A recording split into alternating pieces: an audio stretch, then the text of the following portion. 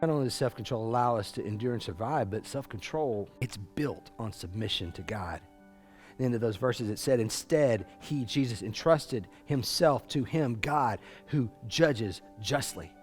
See, Christ trusted God and said that he will take care of me. We see him in the garden when he prayed. He said, look, Father, I really don't want to have to do this. Please take this cup from me. I don't really want to do this. But if this is your will and it's your will, I'm going to do it. I'm going to submit to you. And in that moment, that wasn't a Jesus' crisis of point, but he was making a point to us that we should trust God and follow with God's plan, even when we feel in the moment differently. Self-control allows us to do that when we submit to God. Self-control requires that we give up our standard and we conform to God's standards instead of our own.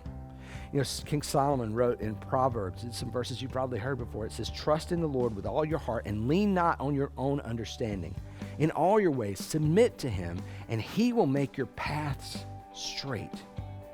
See, that's what it means. What the truth is that we say it is submit to God, surrender to God. And what we find out is that as the one thing we really can control, it's hard to on our own, we can't even control ourselves. The way we get control of ourselves is the more we surrender to God, God rewards us with control of ourselves.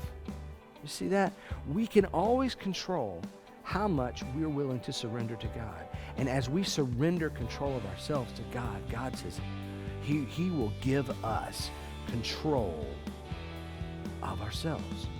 He gives that back to us.